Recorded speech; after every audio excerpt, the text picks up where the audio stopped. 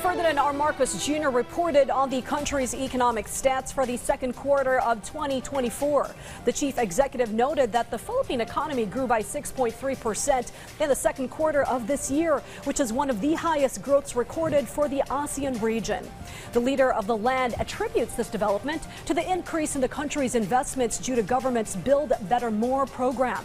Although encouraged by this positive development, the president says that it is more important to make the people feel the effects of the programs and policies that government is doing to better the lives of Filipinos. Sa aking mahal na mga kababayan, nais kong ibahagi ang ibang magagandang balita. In the second quarter of the year, our economy grew by 6.3% compared to the previous year, one of the highest in ASEAN.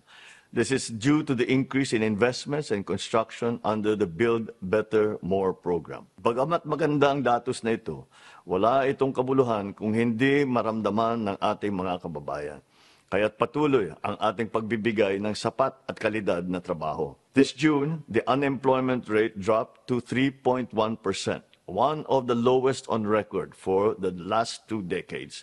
Over 50.3 million Filipinos are now employed, with 63.8% of them in the formal sector. Lalong dumadami ang mga kababayan nating may disente at formal na hanap buhay at naging bahagi ng middle class. Ang lahat na ito ay patungo sa layunin nating iangat mula sa kahirapan ang bawat Pilipino at abot kamay na natin ito. The poverty rate also dropped to 15.5%, which means we have lifted 2.5 million Filipinos out of poverty, and only 10.9% of Filipino families remain poor. Our goal is to further reduce this rate to 9% by 2028 and improve the lives of 8 million Filipinos. Inuulit ko, baliwala lahat ng ating ginagawa kung walang pagbabago sa buhay ng mga Pilipino.